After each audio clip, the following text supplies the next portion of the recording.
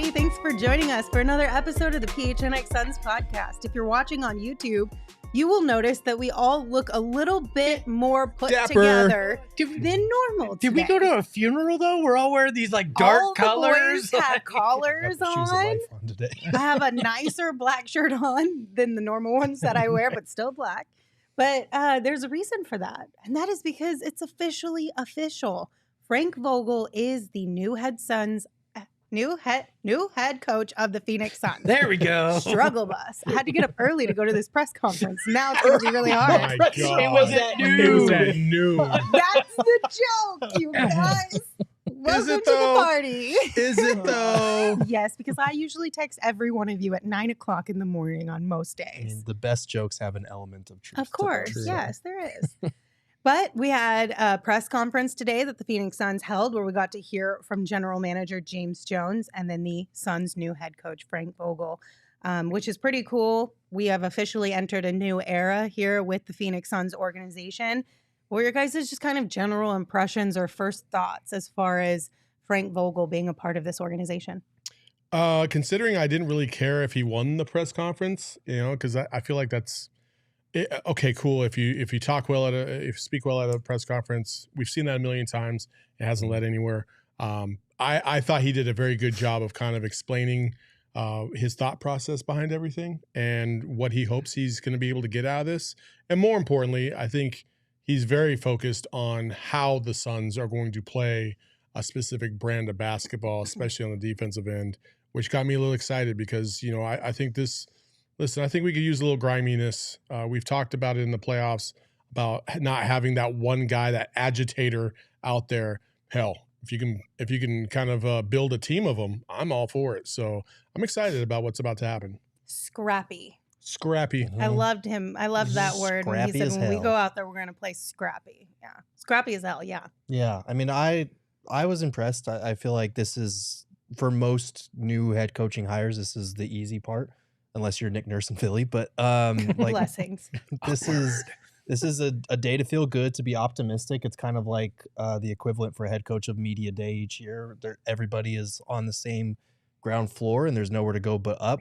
But I do feel like he addressed a lot of questions that we had about DA, about Kevin Young, and we're going to get into all of that. But I liked a lot of what he had to say, and it backed up a lot of the things that we've heard about him, that he's a collaborative worker, that he's a good guy, that he has an intensity to him and an energy and being upbeat. And I saw all of that today. So it was pretty much spot on with what I was expecting, and I was encouraged by that.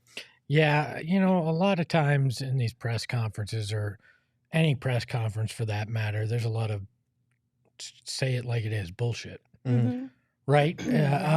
I felt like Frank Vogel was genuine in this, and that struck me as different. And a moment after the press conference, we were all kind of standing behind the stage, and some of the media were talking one-on-one with Frank Vogel, and these two employees of the arena came up and asked if they could get a photo with him, like a selfie, and he was totally cool with it, and they had their backs to the window, and the guy takes a photo, and Frank Vogel was like, no, the sun's going to wash it out. Let's turn around and get a better photo, which I'm like, okay, most guys are like, yeah, let's take the photo, get it over move with, on. or say no. He was like genuine with this guy. He has no clue who he is compared to anybody. And he was genuine with it. And those little things strike me. We'll get into his comments about Kevin Young and some other things, but it felt genuine. Now, we'll learn over time, how he reacts to pressure. But today, you got a very genuine human being that it felt like he's going to take the time to get to know his players. He's going to communicate effectively, like we've heard. And those little things go a long way. So there's a couple things in the chat that I feel like kind of pinpoint the general impressions for me as far as Frank Vogel goes. And Charles said, friendly Frankie was the vibes. And I do feel like he was a really friendly guy. It seems like it's really easy to communicate with him, have conversations, just all that kind of stuff. And then Stoner Kitchen said the two words I liked that Vogel used during his intro were toughness and scrappy. And that's what we need. And I like that as well. Well, Those two things specifically stood out. one of the things that Anthony Irwin even talked about when we had him on last week was that Vogel was a very approachable guy.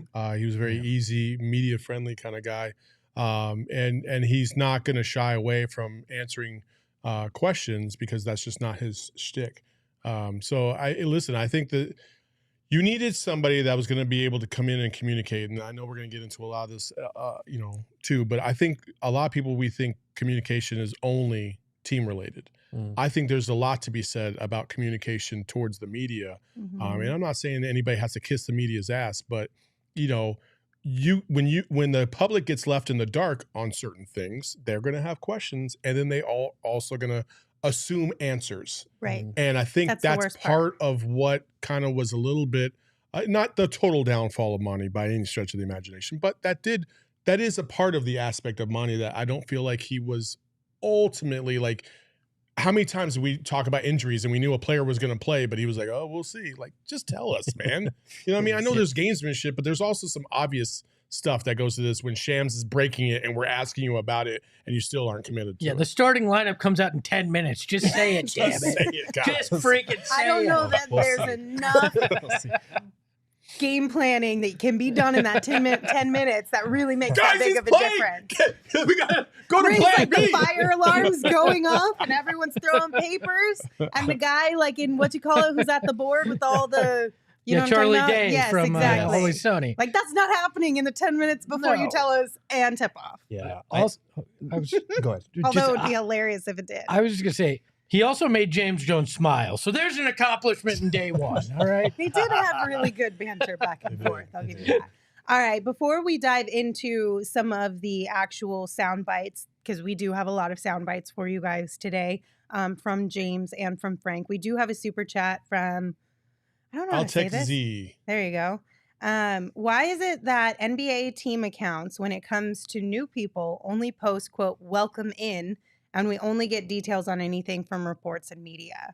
Because there's a lot. Oh, go ahead. No, you got it. Because there's a lot of contractual stuff that happens. And so like when you saw at first the tweet was from Shams or Woj saying like they're working on a deal. They're finalizing a deal, which means they've agreed in principle on a deal. They just got to work out the nuances. And so they're trying to get ahead of it. And the team has a lot of, T's to cross and I's to dot in terms of like making things official. It also has to go through the league office. So there's a lot of contractual stuff and behind the scenes stuff that you just don't see. That's why the media is usually typically able to get ahead of it before the team. That's why there's a little bit of a delay. Which is also something you'll see on draft night, like when a trade is made. The Suns or any team, if they make a trade on draft night, will not share that they've made a trade or that person is coming to their team because legally, by the NBA rules and standards, they're not a part of that team yet. Which is why you have to wait until the next day or however long later for them to actually make that official. Which is so dumb because then you have guys taking their premier photo in the NBA with a team that they're not even going to play with. It's interesting because they follow up with the question stems from when it comes to team updates in the NHL. Teams accounts will announce will announce with details besides welcome in. Teams are never going to share anything contract wise. It's just not going to happen. Yes. So really, it's welcome in to our new head coach. I think the Suns handled it very well today, though. They had a bunch of quotes from Frank Vogel that they put out there in graphic form. They share as much as they can. I mean, having been somebody that sat in that seat for the Suns, your hands are tied in a lot of ways in terms of what you can share, what you can acknowledge. Hell, I was surprised that Vogel and James Jones talked about the assistant coaches today. Like, I thought we were going to get a no comment because there hasn't been anything official about that yet. And so the team accounts can actually get fined by the NBA. I know that firsthand. I don't even remember. It wasn't anything serious. I think we jumped the gun on an announcement on, it may have been a player or a coach. I think it was a player, but you can get fined for it too. So the person tweeting or posting on Instagram or wherever has to be very careful with the information. Yeah. Plus, it's just the nature of sports. Like, we have media members, we have teams, we have executives, front offices, all the different things, different types of media members, people who break news, people who tell stories. Like, it's just the industry, and that's just kind of the way that it has evolved. So everyone kind of respects that to an extent. Obviously, teams want to own some of their own content and things of that nature. Where back in the day, you would break news, through certain beat writers or whatever, or teams would hold information back. But it's just kind of one of those things that's just kind of how it is within this industry. Yeah. Anyway, let's move right on along. First and foremost, we'll start things off with James Jones. This is the first time we've gotten to hear from James as well, since the Suns made the decision to move on from Monty Williams, and he was asked what really led to that decision. A hard decision had to be made about where do we go next, and moving forward. I just felt we needed an injection of a different voice, a different energy, and I mean it's really just that simple. And as we evaluated where we were and where we wanted to go, we just saw a gap, and we needed to fill. So a different voice and a different energy. I know we've talked a lot about Jesus, Bo.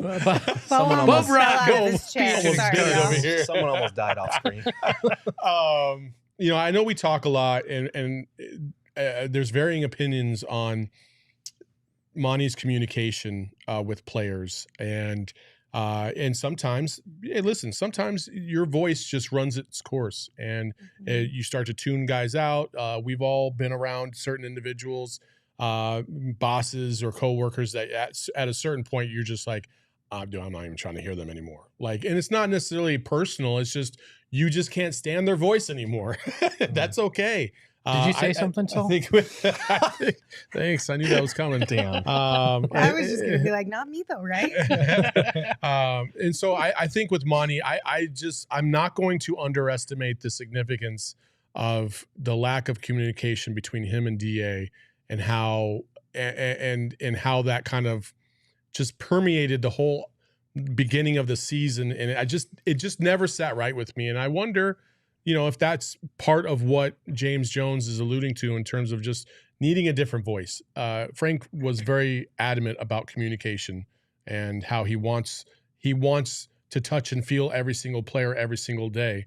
And I think there's value to that. And so I'm not surprised by that comment. I think it could be partly that. I think it probably it's the most polite, PR friendly way to say, like, look, we got our asses beat in back-to-back games at home in the playoffs on our own floor in an elimination game. Like, this voice had run its course. It wasn't sinking in this do or die moment the way it needed to. And so a change of leadership was needed. And that's kind of what a lot of people have been saying about Monty, in terms of he was a great coach. He was instrumental in helping the Suns build what they have to this point. But now it was time for a change in leadership in that way. And I think that was just kind of tackling that head on. Well, the different voice we heard too is a guy that says hell and ass in his press conference, which is a change of pace. So. Hell yeah. The Charles Coulter makes a really good point. And this is immediately, that's what I thought was, he said, we, quote, saw a gap, end quote, was the quote that I wish we could have followed up on. And I thought that was a significant portion of what he said. We saw a gap, and that gap, clearly they did not think that Monty was going to be able to overcome it in order to get them to a title. And so they made the move. And for those people that are out there that did not like the move, listen, if you're not in that building, you don't know. And only guys like James are going to know what they see on a day in, day out basis. And I'm completely fine with the move. And I think it was right. It was the right time. Well, and at the end of the day, too, like, as much as it would be great to follow up on that, you're not going to get the answer that you think you're going to get, even if you do follow up on that. Like, how? What do you mean by gap? That's not. I know that everyone wants to have that inside information, and everyone wants Gerald and the other reporters who ask questions on a daily basis to, quote unquote, ask harder questions or whatever it may be. But you can ask those questions all you want till you're blue in the face. You're not going to get the answer that you're looking for, no matter what question is asked, because That's just not the way that you do business in these situations. Like, James Jones might not have been the one who made the call to let Monty go. He's not going to go out there and publicly bash Monty Williams, regardless of how he feels about him behind the scenes, because that's just not what you do. No. Well, and are we really just questioning not. what that gap was? It's called losing two deciding games by almost 80 points combined. There's your gap. It was the ass kicking you took. Like, Right. But moving on, we just wanted to give you guys a look at what James Jones did have to say about that, because again, it was the first time we've heard from James Jones since they all decided to make that decision. Now that we've got closure, like Saul said, let's talk about what James Jones shared as far as what they were looking for in their new head coach. They wanted to find a coach who had great leadership, honesty, integrity, championship experience, a love for the game, a passion for the community. And James Jones said that Frank Vogel embodied all of that, and he learned a little bit more about him throughout the interview process as well. I mean, well, you make a bunch of assumptions when you see a team play so tough and physically and like beat you up. So I was expecting Frank to be like that. I was expecting him to be rough and tough. And but what you find is that he's extremely well balanced. And an underrated trait is he's a guy that knows how to bring the toughness out of you without barking, without screaming, without pushing. And he gets you to believe that you're tough, even if you aren't, until you actually start doing it. So those have been the conversations we've had about the approach to get the result that you want in an unconventional way. Because we all know that it's extremely, extremely difficult to do the things that we want to do. But he just has a great way about him of making it fun. Like you said, making it a joyous activity to do hard things.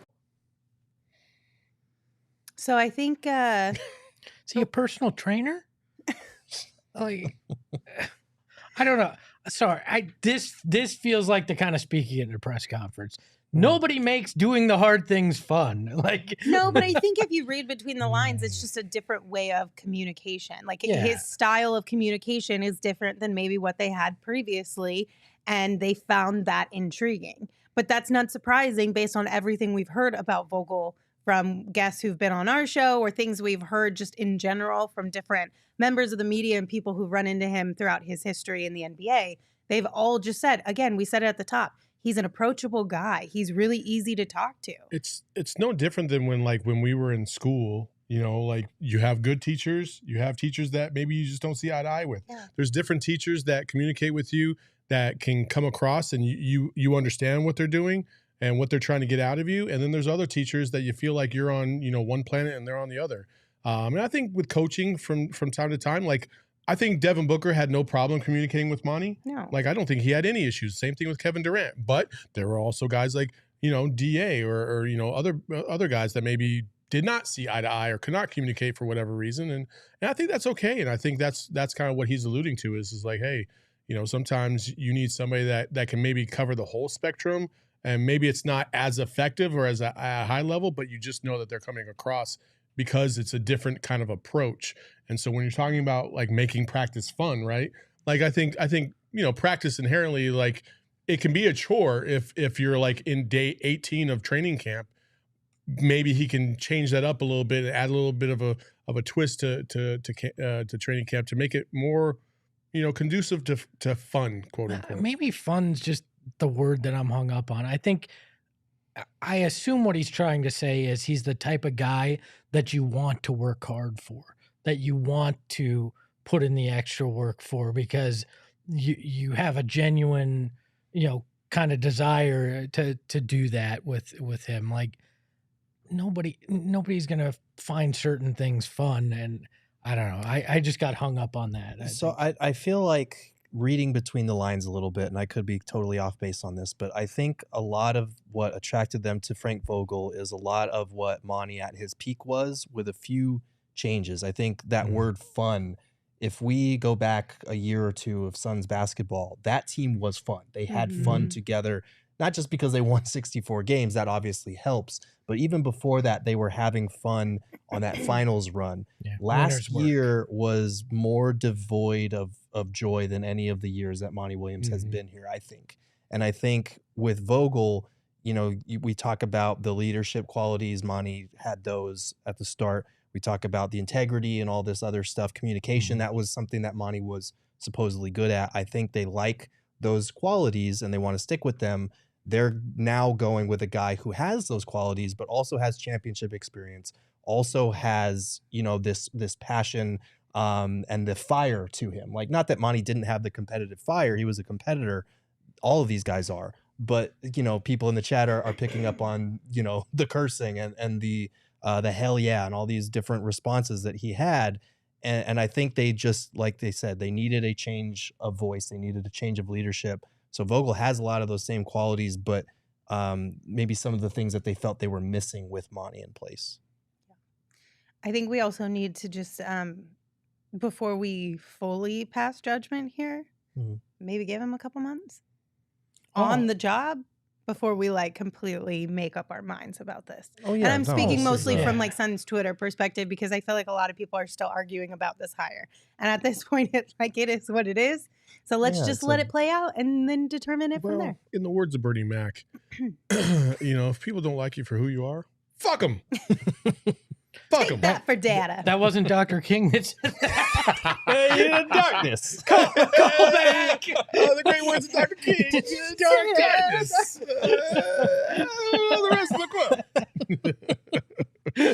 Oh my goodness gracious. Y'all are too much. Too much. All right, guys, here's the deal. Tomorrow is Wednesday. Today is Tuesday. That means later on in the show, you're going to get some Trade Machine Tuesday. But before we get to that, you want to make sure you sign up for the BetMGM Sportsbook app before tomorrow so that you can claim your free bet on the house. It is that simple. Every Wednesday and every Saturday, BetMGM is going to give you a bet on the house. You can receive it just by logging into your account. They do expire after 72 hours, so don't wait to use it. And those bonus bets can only be used on any sport wagers. But if you have not signed up for BetMGM yet, make sure you sign up today and use that bonus code PHNX. There's a few different offers that you can take advantage of depending on where you live when you use that bonus code. But for our Arizona audience, you will get up to $100 in bonus bets on your first wager with BetMGM.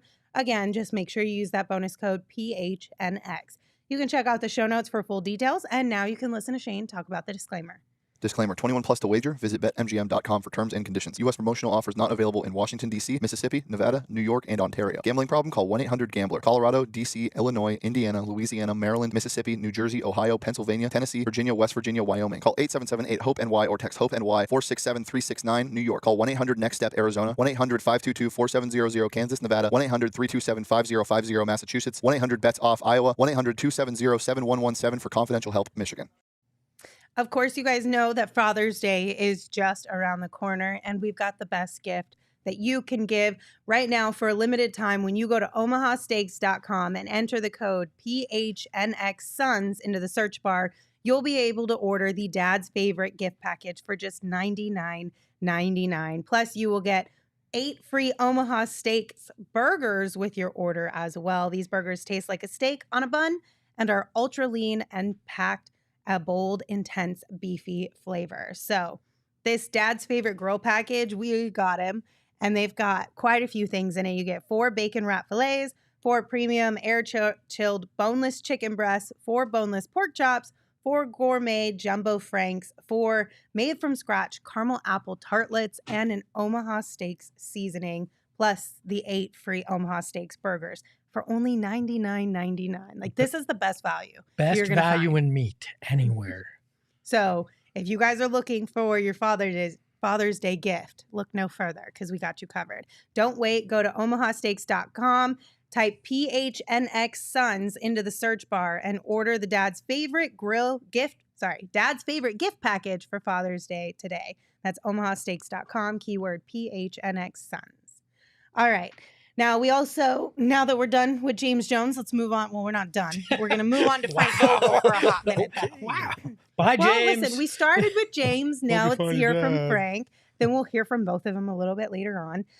Because a lot of the things that everyone's talking about in the chat are like, what is Frank Vogel thought on DA? Because he had a lot of things to say about him. But before we go specifically into DA, Frank Vogel did talk about the main players within the organization, mainly the big 4, And having guys like KD, Book, DA, and CP3 on this team, they did play a factor in him wanting to join the squad.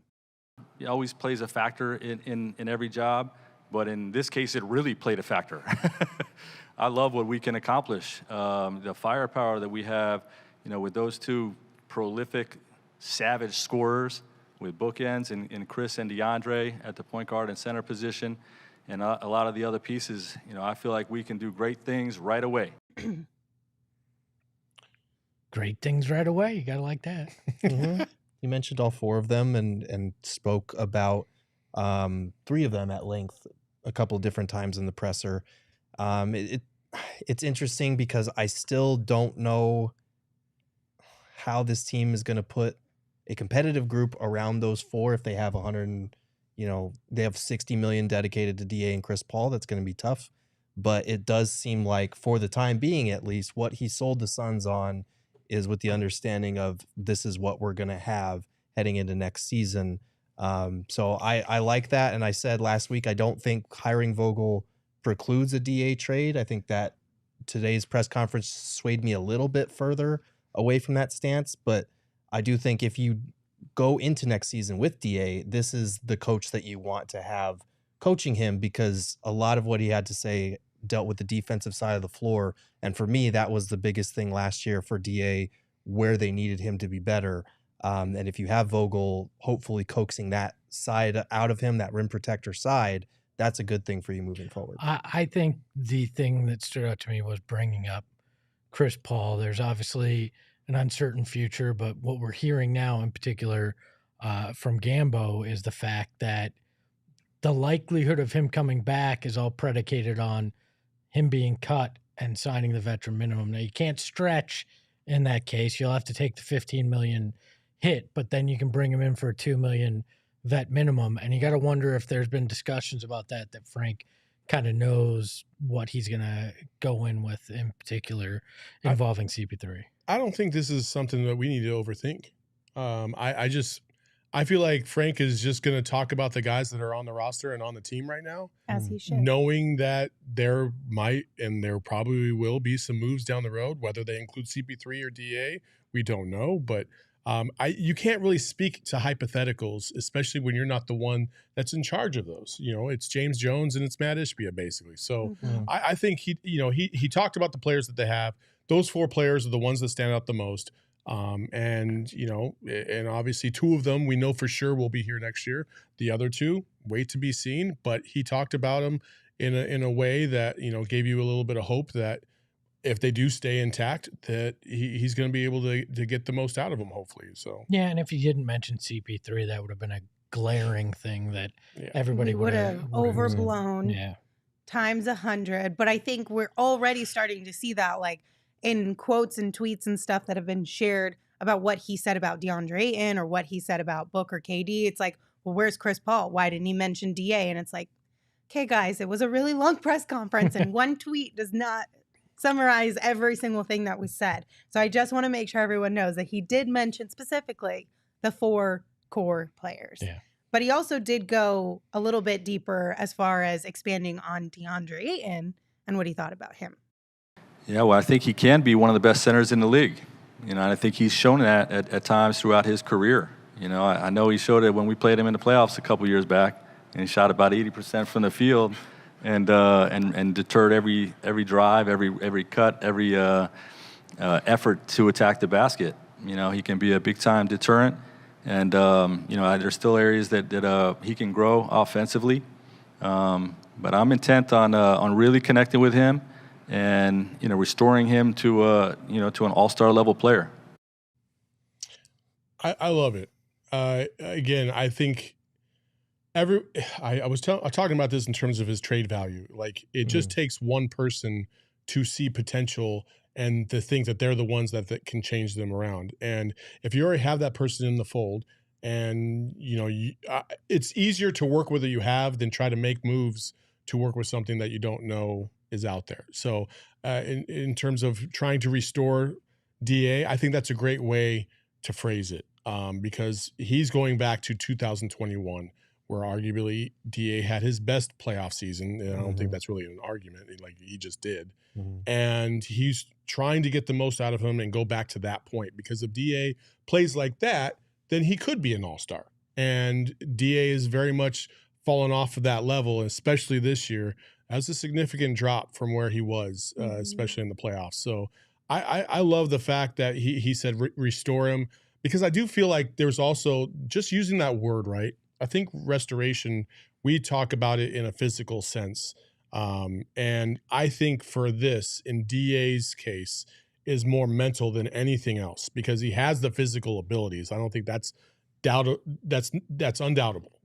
But mentally, something has happened in terms of the way DA thinks about the game, or even has a passion for the game, that he just lost in the middle of the Monty Williams era. And I don't know where it went wrong. And I hope that Frank Vogel can kind of restore that back in him. And so that way we can get the most out of DA, because that's, to me, it's the mental aspect of this that's the vital part. And that's where the communication comes in. And I think, honestly, with Frank Vogel, this is the thing that intrigues me the most, because last week when we had Anthony Irwin on as a guest from the LA perspective, right? One thing he did point out was what Frank Vogel was able to do with Anthony Davis. We've all talked about how Frank Vogel has a knack for working with bigs in this league, right? So if Deandre remains on this Suns squad, then he's in good hands with Frank Vogel. If the Suns decide to move on from Deandre and go the route that we've talked about over the last couple of off seasons too, of bringing in a center who can do 70% of what Deandre Ayton can do, well, then hopefully Frank Vogel can also maximize that guy as well. So best case scenario here, whether DA is on this team at the start of this next season or not, you have a guy who is really good at working with bigs. So whether it's restoring DA or getting the most out of somebody who is replacing what Deandre Ayton brought, best case scenario. Right. I feel like when I asked him about his defensive mindset earlier in the press conference, he had mentioned like it starts with the big fella. He feels like he has a defensive scheme that is the best in the league, but it really helps when you have a shot blocking big, and he's had tons of elite rim protectors in his time. Roy Hibbert back in Indiana, he had a year of Miles Turner, then goes to LA. He has Anthony Davis. He's got Dwight Howard, JaVale McGee. Like, he's played with these rim protecting bigs that are kind of the centerpiece of how his defense functions. And DA is going to have to be that. And he hasn't been a rim protecting, shot blocking kind of big. He's been a rim deterrent before, a much better one than he was this season and even a little bit last season. So like I said, if he is still on the roster coming into next year, you have the right coach that if he can't get DA to be locked in defensively on a consistent night in, night out basis, then it is what it is. And that's the time to cut bait. So you're really hoping that, like Saul said, this is the guy that can restore DA, but part of that is on DA to restore himself as well. And I think maybe a change of voice will help with his confidence in that regard. Maybe that'll help coax that side out of him that we saw during 2021 when he was probably the most consistent player. He wasn't the best player during that playoff run, but he showed up every single game in those playoffs and played really well. So hopefully Vogel is that guy if he's still on the roster. Yeah, what struck me in the quote was more I'm intent on really connecting with him. DeAndre Ayton in particular is a guy that seems like he truly needs somebody that connects with him and believes in him to get the most out of him. And the rumors we heard were after those finals, Monty Williams kind of soured a little bit, and over the next season and a half, it continued. Whether DA is here or not, this is the kind of approach I want a coach to take to his roster. Because as we were talking about earlier, if I truly connect with you, you're going to want to fight harder for me and what I'm trying to get you to do. And as a coach, that's imperative. If that trust isn't there, if that's broken, it becomes much more difficult to get them to follow the game plan, to get them to believe in what you're selling. And that's how you wind up with a fractured group. And I think we may have seen some of that last season. So I really hope that Vogel can do that with DA and beyond on that roster. I think that there's a bit of empowerment here Mm-hmm. that I don't know how much Monty empowered DA to do certain things. And because he definitely did that with Chris and Devin. And I think as a player, especially after you've been in the league for 4 or 5 years, after you get the max, and really the way that max was handled, even the fact that Monty allegedly didn't even say anything to him about getting a max. Like, I think DA craves that. He wants to be given that empowerment to a certain degree. And I don't think you should give him the whole farm, but I think he looks for that and he wants some validation. And I don't know if he got that necessarily from Monty all the time. I know he did at first, the first 2 years, and we heard it behind the scenes. They had mic'd up and against the Bucks, and he was talking to DA, and that was a beautiful moment because you see somebody that's struggling and he's trying to get him out of it, and it worked. But I don't know what happened after that and if it continued or not, but it feels like it didn't. Yeah. And DA, I think, is just based on the way we've seen him respond to certain challenges, like the playoffs, that 2021 run. It was Anthony Davis, Nikola Jokic, Giannis in the finals. Like, he's a guy that constantly responds to challenges. He responds to routine stimuli. Like, he's a guy that needs something put in front of him that needs to be called up. And I think after a certain period of time, it probably got a little grating to continue having to put the next carrot or the next objective in front of him. And you kind of want him to kick it into overdrive himself. So I think that might be the challenge for Vogel. But like I said, maybe that change of voice is going to be enough. Maybe just that will be enough to have Deandre take it upon himself to be the defensive anchor that he talks about being a lot of the time, because that's what the Suns need from him the most. There's always this talk about DA's touches and his role on offense and all this stuff. But when he just does the little things, he's going to get his on offense. If he defends and it starts on that end, then the Suns are really in business, especially under a coach who has been, he's led the top defense in the league 3 times, top 3 defense 5 different times in his career. I get what you're saying about having to keep putting that carrot out there, but at some point that's leadership, that's management, that's what's expected of the job, because some people are just wired that way, and you can't expect everybody to find that self-motivation or find that thing. And the best coaches, the best leaders find a way to lead each individual and personality type.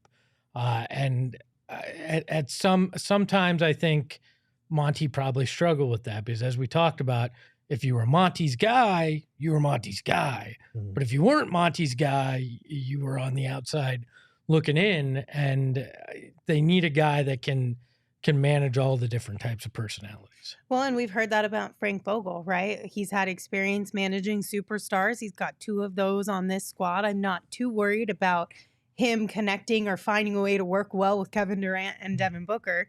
But you also need a guy who can reach everyone else on this team. And it seems like Frank Vogel has at least had good experience and a good track record with working both with superstars and then everyone else on the squad.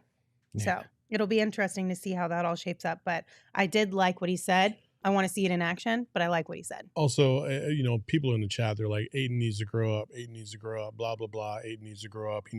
There is accountability on DA's part, for sure, 1,000,000%. But you know what? I'm going to just say it like this. I'm going to take it from the known to the unknown, right? We don't know what's going on behind the scenes with Ayton, right? But I've been married 3 times. And you know what? The 3rd time, the person that I had that 3rd time was able to communicate with me in an effective way to get the very best out of me. So it's not always just about growing up. Sometimes you just need somebody to relate to you a little bit better to be able to get the very best out of you. Yeah, and that's okay. Put those goals. But effective communication. Effective communication. That's the thing. And love languages, you can communicate, right? but if you're not making sure that whoever you're communicating is understand what you're saying, then you're not really communicating. I know this sounds cheesy because you laughed when I say the love languages, but that's understanding you're what motivates human beings. Yeah. And that's the key to leadership and unlocking people, is what motivates you. And that's not saying Frank Vogel has to handhold DA every step of the way. You connect with them and you put the goal out there in front of him, and you hold him accountable if he doesn't reach said goal. Yeah. And that's the way to go about it. And then, yeah. Anyway, I'm not going to go down that route. Anyway, I was going to respond to a comment in the chat, and then I changed my mind. Instead, I'll tell you guys about Four Peaks and the cool things they're doing for teachers. Jay, that's not what I said. They're back at Jay. home for the summer. So let's thank a teacher. Every year, Four Peaks donates school supplies to teachers around the valley. And this year, they are giving away 11 $1,000 cash grants, and one lucky teacher will win a teacher's lounge renovation provided by Four Peaks. So if you want to nominate a teacher, go to 4peaks4teachers.org and complete the form to enter their chance to win. Nominations are due by June 30th, so make sure you get those in as soon as possible. Again, that is 4peaks4teachers.org. You can also follow Four Peaks on social at 4 Peaks Brew or at 4 Peaks Pub to keep up with the latest at Arizona's hometown brewery. You do have to be 21 or older to drink Four Peaks, and we ask you drink responsibly. With what teachers have to deal with today, if you know a good one out there, please, they need it. Yes. And they need the God, Four they need Peaks it. too. Yes. All the things. So shout out to Four Peaks for that one. Also, shout out to our friends over at the Spaghetti Shack.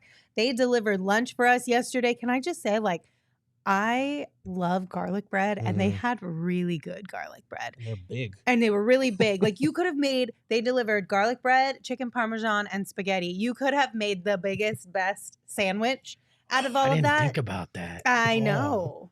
Next time, make a sandwich. Yeah. Chicken parm with the pasta on there between the garlic bread. Oh, I'm telling I you. missed out. You got to use your imagination on Ooh, this one. I missed out. We love the Spaghetti Shack, and they are a community-focused to-go pasta concept started right here in Tempe, Arizona by 5 lifelong friends. And they are currently serving Tempe and Queen Creek and hope to come to your neighborhood soon. But if you are in Tempe or Queen Creek, make sure you stop by. Or if you visit Tempe or Queen Creek, stop by our friends and visit the Spaghetti Shack. All right, let's go back to James Jones one time, because we do know that Frank Vogel is the Suns head coach, but they were also reportedly able to retain Kevin Young on this coaching staff, which I think we all can agree is a really big win. And it was very important for James Jones as well. Well, it was critical for us. Throughout the entire process, we've had frank discussions with Kevin around his desire to be in Phoenix. He wanted to be here. We wanted him to be here because he's a great coach and he wants to win. And so given the opportunity to stay here and continue to build with us, it was an easy decision for him, and it was an easy decision for us because I know what he truly wants. He's had an opportunity to see us build it, and he knows the work we have left to do, and he wants to be a part of it. And for me, that's important. The desire to be a part of what we call the hardest thing we'll ever do is real for him, and he wanted to be supportive in every way. So I'm excited about having him because he knows who we are, and he knows what we're missing, and he can help coach get us to where we need to be. I love hearing that Kevin Young wanted to be a part of this organization, and he wanted to be on this coaching staff, even though he did not get the head coaching nod. That answers, if you take James Jones for his word, that answers all the questions around any concern about what Kevin Young is feeling, if he has any animosity, or if he's upset in any type of way about not getting the nod for the head coaching job. If you take James Jones for his word, Kevin Young is solid. Yeah, it didn't hurt that he slipped a piece of paper over that said $2 million on it, too. But But you still have to want to be here regardless of the money, too, a little bit. And why wouldn't you want to be here when you look at what they have a chance to accomplish? And winning a title as a lead assistant goes a long way to helping you get a head coaching job the next time, too. Yeah, I mean, we kind of alluded to this last week when we were talking about the importance of keeping Kevin Young, but he wanted to be here. He was close with a lot of the guys here, and it was important to keep him, not just because he's really important to their offense and helping them devise a lot of their pick and roll coverages and whatnot, or sets, but he knows what works here or what has worked, and he also has an inside mindset to where they can probably improve as the assistant who was probably constantly suggesting things. Some are taken, some are not. So I feel like keeping him was huge. Obviously, Vogel was saying in his presser that he doesn't, know a ton about him yet, but from everything that he's heard, he respects, a lot of different things about him. And he's going to kind of serve in that offensive coordinator role. So that's going to be huge for this team moving forward, to be able to pair Vogel's defensive acumen with Kevin Young, with David Fizdale on the offensive end.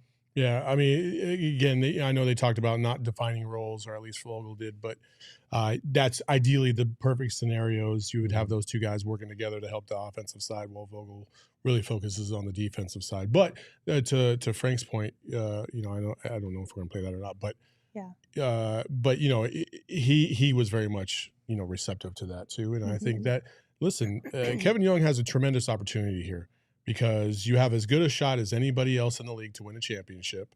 If they do win a championship, you're going to get a lot of the credit for the offensive production of said championship team, and it's kind of a no-lose situation for you. If things don't work, then you just kind of refurbish it and try it again the next year, and it's a great opportunity for him. Plus, $2 million doesn't hurt. I would like to think, too, with being able to retain Kevin Young and then bringing in David Fizdale as well. Like, yes, Ishbia's pockets were deep in both of these hires. Don't get me wrong. But I would like to think that a lot of it also stemmed from conversations with Frank Vogel and the willingness from Frank Vogel to genuinely listen to what his assistants are bringing to the table, having this be a collaborative process. Like, is it my call at the end of the day? Yes, but it feels like this squad of coaches is going to be much more collaborative than maybe what we've seen as far as just traditionally from coaching staffs in general. And I'm really excited to see how that all kind of plays out, because in theory, you could make the argument that the Suns do have 3 head coaches right now. It's just only one of them holds the title. You just, as long as it doesn't devolve into groupthink and things not kind of, as long as it doesn't get muddled. There needs to be one voice in the end, and that's Frank Vogel. But he should be taking everything that Kevin Young and David Fizdale say and implementing that in ways that can get the most out of the guys. You just don't want it to become there's 3 very distinct voices, and everything gets lost in the crowd. Yeah, and I don't think anything that we heard today suggests that'll be the case either. I think he's very much a delegator, like we've been talking about. And I think he knows, as a head coach, his defense is where he really shines. And I think he sees the value of having Fizdale and KY on the offensive side of the spectrum. Like Saul alluded to, he mentioned he's not going to get too much into roles yet until he rounds out his coaching staff. So there's still moves to be made on that front. But he did mention the term offensive coordinator. So he's very aware of kind of what we've all been speculating, that Young will be in charge of kind of that side of the floor. I also really liked the way that Frank Vogel answered the question about how he would approach having Kevin Young on his coaching staff, knowing that Kevin Young wanted that head coaching job. So let's listen to that. Yeah, it begins with empathy, because obviously there's going to be a natural disappointment. But I know Kevin, and Kevin has incredible basketball integrity. Incredible. And, since it's been sort of announced that we're going to work together, I've had numerous people from his past reach out to me and just double down on that level of, what a great guy he is and what his basketball integrity is about. And I've got a high level of respect for him.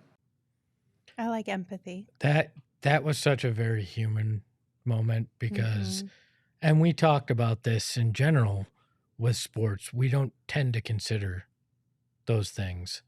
And Frank Vogel's first instinct is, I need to be empathetic to the fact that this guy wanted this job and didn't get it, and is being a big enough man to say, no, I want to be part of this still, though. And that struck me. Like, you rarely hear that kind of talk. So I liked that. It was a very human moment in this. Yeah, it just reinforces what we have heard about him in terms of being a collaborator, being easy to work with.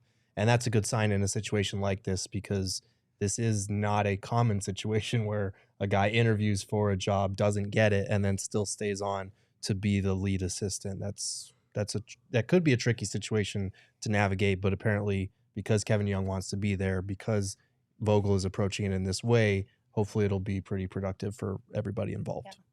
And overall, it seems like Frank Vogel is really excited and ready to embrace that championship or bust mentality. Am I right? Hell yeah.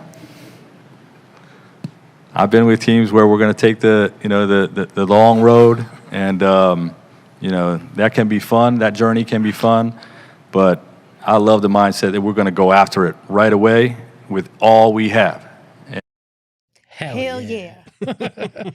Every time I hear that, have you seen the little girl on TikTok where I don't know what's going on there? Ask her, she wants to just like, hell yeah. Yeah. Hell yeah. I love her.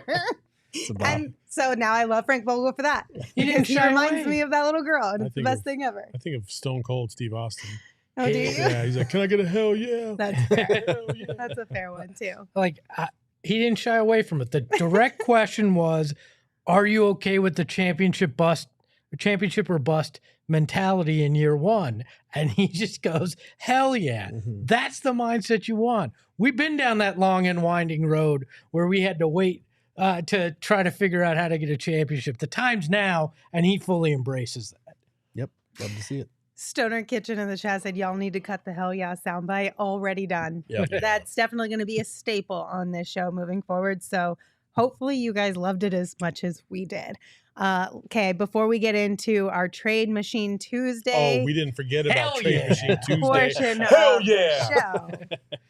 Friends over at Circle K have all types of great things for you guys, whether it's just getting gas, whether it's running inside, grabbing yourself an iced coffee for just $1.89. If you need to pick up a 12-pack of beer, you can get some for just $9.99 at Circle K. They've got Red Bull, they've got Monster, they've got Twitch, free fast Twitch. They also have Polar Pops, which I'm a big fan of the Polar Pops, as we all know.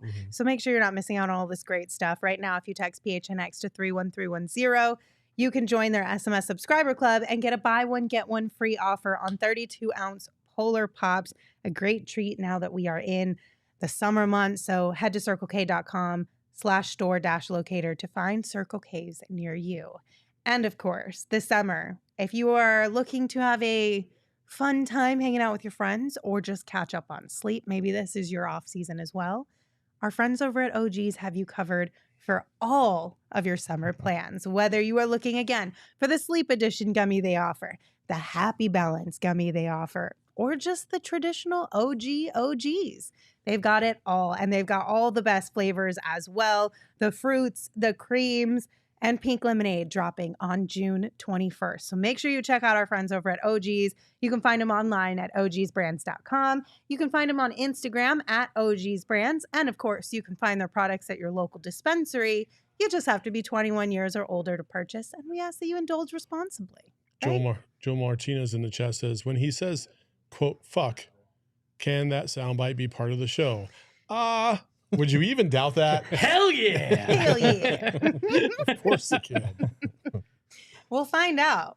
Do you think he will? Do you think he'll drop one? I hope so. How 100%. long do you think He's from until Jersey. Frank Vogel Of course drops he one? will. Gerald doesn't Preseason seem sold on it. No, I was trying to think of the timeline because you asked how long. Yeah. I'll put it in like a month into the season. We'll get Okay. one. I'm gonna say he's gonna drop one in the preseason. The preseason? Oh, damn. Yeah, because I think But he's the just preseason doesn't really mean in a much. presser or on court. Those are Well, two for different on In a court, presser. it'll be before. Yeah, it'll be that's training in a camp. presser. No, I think Something that we can clip as a soundbite. I think in a presser he will, because I think he'll get comfortable enough and he's just gonna drop it. Not necessarily like he's mad. He's just gonna be like, yeah, and I was just like, fuck. And then that's it. Clip, done. Okay. Okay, well. There's we'll already find out. audio of him saying the F word when he was mic'd up with the Lakers. I've seen that clip, so Yeah. it's bound to happen. No, we need our own. I know. We need our own Bound to F-bomb. happen. All right, guys, here we go. You know what it's time for. I'm so upset. Why Hello are in you the so chat. upset? Because we're going to play this little sounder thing. And That's the best. Hello in the chat said if we add the hell yeah after the Trade Machine Tuesday sound, could be kind of funny. I don't know. We'll see. But You go know what time ahead. it is, Emma. Go ahead, Emma. Let's go. Trade Machine Tuesday. Hell yeah. Trade Machine Tuesday. Trade Machine Tuesday. Hell yeah. Hell yeah. Yeah. There you go, Emma. Yes. Woo! That's why Look she's at the you best producer in go. the business. That's awesome. That was quick. Yeah. I like that. All right, Espo, you wanna run down our trades for today? Sure, Emma. You want to throw the first one on? I don't care which one it is. You can. Here we go. We're letting Emma make choices now that she got that good audio in there. Okay, so our first one here. The Hawks receive Landry Shamet and Deandre Ayton. The Suns receive Clint Capella and John Collins. Spicy. Look, I've stumped you all with this. No, I mean I like it. I like it. If I was the Suns, I would probably do it. I don't know, man. There is part of me that wonders what's going to happen with DA under Frank Vogel if he stays. Mm-hmm. There is a part of that curiosity. And damn it, if it wasn't the Arizona sports way to trade DeAndre Ayton, and then all of a sudden, that's all he needed. He just needed a different voice and he thrived. Man, That's the gamble. Well, it's hilarious though, because people talk about DA's touches and stuff. If he goes to Atlanta and he's playing with Trae Young and DeJounte Murray, guess what he's going to be doing? He's going to be setting a ton of screens and pick and rolls, which is what he does here. But that's neither here nor there. I would do this. I don't know if the Hawks would do this. Maybe they would. I feel like DA is younger than Capella, obviously. Maybe they feel like they need to reconfigure their roster too, because they've kind of hit the same ceiling that is considerably lower in terms of they went to the conference finals a few years ago and now they're like barely scratching the play-in. So maybe they feel that they need to just mix things up, maybe inject some new young talent and build with that core. So maybe they'd be interested. John Collins' contract, I'm not huge on. And the big question would be whether he can hit the 3-ball to spread the floor, because he'd probably be playing that 4 spot and move KD up to the 3. But Capella would be kind of the rim protecting big that Vogel was talking about. He's a shot blocker. He's a great rebounder. He knows his role. He sets a ton of screens and rolls hard. Like, that's kind of all the Suns would need from him, even though he's a lot more limited offensively than DA. But I think the benefit is he accepts that role. Yes. Where DA hasn't always. You're also forgetting the biggest thing here. The Hawks get the perfect backup to Trae Young. You guys just I didn't say it. I don't say you guys. I didn't say anything. I purposely left Landry Shamet out of my mouth. Listen, I will get torched for bringing up Landry Shamet when I goddamn bring up Landry Shamet and not before or after. Listen, Bleacher Report had some really nice things to say about Landry Shamet and one of Bleacher their Report should trade fucking sign him. shenanigans. So what I'm saying is They're maybe rec league the team. Hawks Seconds. will also think really nice things about Landry Shamet as They well. said that he was a good, solid shooter. He is. He will is a provide good, solid offense. shooter. In one game in the playoffs. Be quiet. He's a solid 3-point shooter. Like, Let's clarify Keep this. your secrets to yourself, It's a sir. 39% Trade 3-point shooter. sheet Like, He's a Tuesday. good shooter. Like a former Suns front office member said about Luke Zeller, he's the best shooter I've ever seen in practice. Stop. Oh my Stop. God. We're basing this on numbers, not some bullshit exec's opinion. Stop Lord it. have mercy. God So bless. yay or nay? Yay. I would say yay. I would prefer it if it was Bogdanovich instead of Collins, but I don't know if the Hawks would do that. So Look at this growth. what are you going to say? I say nay. Wow. Is that growth? Yeah, because we got to keep because Landry normally you'd be Shamet. like Landry We Shamet. gotta and keep there's Landry yes all the Shamet. way. Yeah, but you get to keep DA too. So is this a Right. push? I think it's a push. No, because Saul's excited and intrigued about what DA could potentially be with a different voice. I get it. We'll see. That's what we're saying, though. We'll see how long that enthusiasm lasts when we I get don't to season. disagree, though. I think the fear that you brought up is a fair one. Yeah. What if this is the guy that could unlock him, and then you deal him? But that's a big if. And if there's a deal that you think makes you deeper and better, I would say do it. this. I'm like 80% certain that it won't be that, because I mean, I'm sure Vogel will get a better performance out of him more consistently, but I just don't know if he's the guy or if anybody's really the guy to take Ayton from, a good, solid player to all-star level or great player. And I don't know if I will say that. And it could be Greg Popovich. It could be Steve Kerr. It doesn't fucking matter until DeAndre Ayton decides that he wants to be that dude and does everything he possibly can to be that dude, he will never be that dude. And Frank Vogel can only do so much to get him to be some shell of that. Right. I think it's natural to wonder what he could be under Vogel, but like you're saying, DA has to unlock himself and take it upon himself to do it night in and night out. And that's my concern is I knew heading into when Monty got fired that because if you flash back to the end of the playoffs, everybody was like, we need to trade Chris Paul. We need to trade DA. Whether you can do that or not is irrelevant. But now we hire a head coach and suddenly everyone's like, well, maybe we can talk ourselves into like, okay, I understand it. But for me, I think he's going to unlock his defensive potential. Sure. I just don't know if he's going to be that two-way force that people are hoping he'll suddenly become. I don't know. Do you need him to be a two-way force when you have Devin Booker and Kevin Durant? No. But he's not catastrophic on offense. No. But I'm just saying it's not like you need him to be the second option, like, or Right. even, My thing is more about managing expectations because I think defensively is where they need him the most. Offensively, people always talk about he needs more touches, he needs more opportunity to grow. Monty stunted his growth, all this bullshit, when really a lot of the offense they ran was pick and roll heavy to get him to roll, to capitalize on his gravity because the guy can't dribble and he can't create his own offense. That's not going to change under Vogel. Maybe it changes if you have Kevin Young implementing more offense, maybe if he's more empowered to devise the offensive schemes, you have some of that. But I just want people to have expectations set at a good place. Like defensively, I think he stands to get a lot better under Vogel if he's still here. So offensively, I don't know what we're going to see that's that much different unless Kevin Young was really being like held back in terms of what they were running on offense. So you're saying DA subscribes to a John Mayer philosophy of gravity, stay the hell away from me? Is it? I wasn't saying that, but you know what? I don't know. I'm trying not to be too hard on Monty Williams because I do believe Deandre Ayton has just as much an effect on his own game as Monty Williams did. But I do feel like there's elements again to the combination of communication and motive to try and get a player to a certain space or in a position to be able to thrive offensively as opposed to, pick and rolls. Yeah, the gravity, I get that. I do. But, you listen to Spo talk about Jokic and how many different ways the Nuggets try to devise schemes to get Jokic the ball in certain dominant positions. And I don't know outside of Devin Booker or Kevin Durant if Monty Williams really focused too much on that because he had those two guys. Yeah, but and Jokic is DA's not Jokic. Yeah, Jokic is a unicorn. I get that. I'm just saying, like, it wouldn't hurt. Like when we gotta get DA the ball right now. I've never heard that. In any mic'd up scenario ever. Like it would be nice to hear that once, just to know that it is a thought.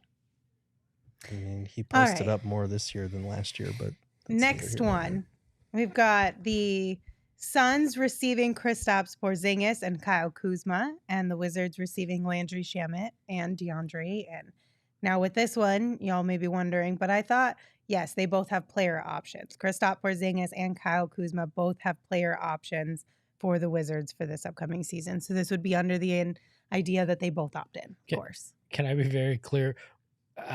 The only reason that it's always DeAndre Ayton and Landry Shamet isn't hate on these guys. There's just limited guys on this roster that you can move that are under contract. Yeah, we're not moving. We're not moving two of them. We're not moving two of them, that's for certain. So Trade Machine Tuesday is going to get real interesting come the next couple of weeks. I absolutely detest Kristaps Porzingis. Okay. I hate his game. Oh, man. Okay. I hate everything about his game. I do not like Kristaps Porzingis whatsoever. I don't like him at all. I think he is. This is another Dr. Seuss. I think does not like him at a valley. Does not like him in the valley. I don't. I do not like Kristaps Porzingis. I think he is wildly overrated. I think he is not worth $36 million a year. I know that would be one more year left on his deal. It would be, you know, an expiring contract, which would be good for the Suns. Kuz would be 2. And Kuz would be 2. But, I would throw up all over this deal. Oh, man. Okay. So it's quite possibly the worst deal I've ever seen proposed on this show. Stop. Have you seen some of the shit that's been So proposed? aggressive. You put Kristaps and Shamet in Damn. the same fucking deal, and I just want to vomit everywhere. He's just coming at your trades hard, man. Well, it's fine. I didn't see him offering any up, so it's all right. No, I Oh feel my like God. Porzingis this year had a good individual season. He averaged 23 points, 8 rebounds, a block and a half, shot 50%, 39% from 3, and he did it at only 33 minutes a game. The Wizards as a whole were not a good team. Dumpster So fire. there's something to the effect of, like, yeah, he put up good numbers on a very subpar team. A shitty team. He was more available than he's been, but he still missed like 17 games. So I get the concern. I do like Kuzma a lot more than I did even a year or 2 ago. He had a really great season. And I feel like there are some traits that would be good here, like the shot blocking thing with Vogel. I feel like Porzingis is a very good shot blocker. He can spread the floor from 3. I don't know. He's not as good a rebounder as DA, despite being taller than him. I struggle with this one. I don't know. And the unlikelihood that both of them would opt in is very low. Could you Bro, imagine the this? chat hates this just mean, as much I- as Saul does. Could you imagine the size in that lineup, though? That's a lot of and size. Look, I'm not a Kristaps Porzingis fan either. I mean, for multiple reasons, including off the court stuff as well. Yes. Not my favorite guy, but you know, I probably don't make this deal just because there's too many variables in terms of how does Kristaps and Kuzma fit in a starting lineup. What do you do if you trade for these two guys and neither of them are under contract going into the future? This is really we're all in on 1 year and we'll clean up the mess afterwards, which I'm not sure I'm fully bought in on that. So I'd probably say no to this one. Yeah. Someone in the chat asked who had more blocks last year. Just for reference, DA played 2 more games than Porzingis. He had 53 blocks on the season, and Porzingis had 100. So double. Jesus Christ. So there's a DA. big gap there. Yeah. Whale? Ryan in the chat. Fuck that size. Hey, in this case, size does not matter. I don't give a shit how tall he is. It does not fucking matter.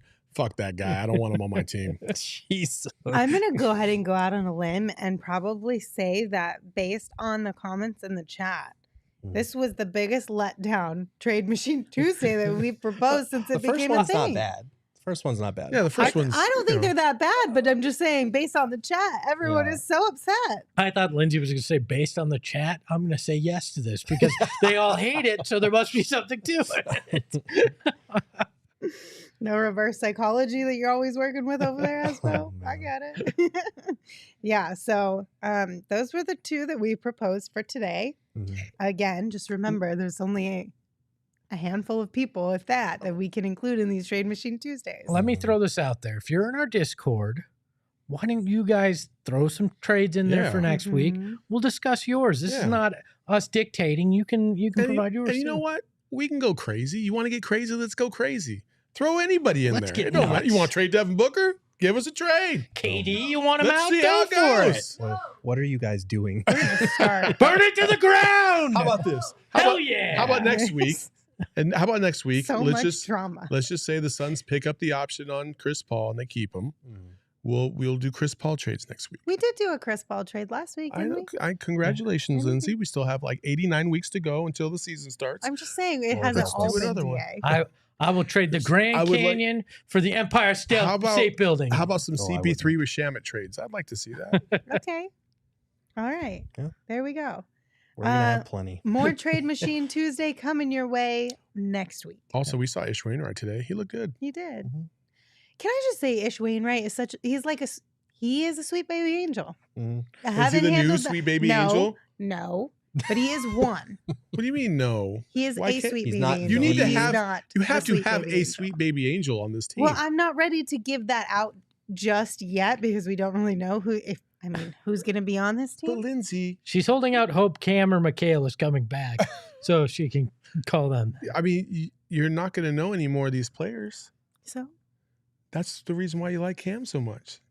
yeah, he was a sweet baby angel. I know. And so How is do you know? Ish. How do you know Ish isn't? I'm not saying he's not. I'm saying he is a sweet She's- baby angel, but he can't be the sweet baby angel of this I feel team. like He's you built need- like we a don't Mac. know who's on this team. He's feel built like like a that- Mack truck. I feel like that crown should be moved from one person to the next. Yes, and when we know what this team is going to look like next year, we will move it. Oh, you think we might trade for another sweet baby angel? Maybe. Maybe that's high on James Jones' list. Why didn't you ask that today, I Lindsay? should have. Where are the sweet Bro, we baby only angels? have 5 We only people have who one are here. locked in on this team. This is true. Hmm. By the way, Jay said he's got to get in the Discord. There's one easy way you can do that, and the only way you can do it. Become a diehard today Oh, at Hell yeah. gophnx.com. You get all sorts of things. You get this wonderful. You can't see it in this shot, but there's a diehard only box there on the table. You're gonna get a membership card. You're gonna get. Oh, look at this! It comes in this shot. Here, you're gonna get a T-shirt and a membership card. It's great. It's everything you could want. You go to gophnx.com. You become a member, and I can't get this box. You also get discounts on merch. You get first access to event tickets, all the different things. You also get exclusive discounts from some of select partners of ours as well. So there's a lot of really cool things you get for becoming a diehard. It was so Shut the smooth. box. It was so smooth. I was trying to help how you. Emma tossed it to me, and then I just couldn't get the damn thing to close. Tossed But it like a you frisbee. want to be a diehard. You get great perks to it. Go on in, be a Oh diehard. boy. For a guy, Gerald's for a newsletter, guy too. that's always talking about what's in the box, like it's just. I think it's ironic that he couldn't close the box on this one. It's just funny. You don't It's a close the Pandora's box. box. When you say what's in the box, you open the box. You're so disturbed with it, you throw it away. This box, you won't be disturbed though. You'll be pleasantly surprised. Pitched. That was a roller coaster. And now that we're off that ride, let's go ahead and say goodbye. Thank you guys for joining us. We appreciate you as always. We will see you tomorrow at 3 p.m., same place, right here on our YouTube channel. If you can't join us, though, make sure you listen wherever you get your podcasts. And until we see you next time, be sure to follow the show on Twitter at PHNX_Suns. You can follow me at Lindsay Smith AZ. You can follow Saul at Saul_Bookman. You can follow Gerald at Gerald Bourget. And of course, you can follow Espo at Espo. Espo, take us home. Spoiler alert. Unlike in the movie Seven, you're not going to find Gwyneth Paltrow's head in our diehard box. You'll find some good stuff. Ahoy, hoy. Niggas in control and he ain't never gonna let go. PHNX though, Lindsay, Gerald, Espo. Saw past the ball, we here to turn up the tempo. Got to understand me, I'll always rep the family. Rally in the valley like Dan G, no plan B.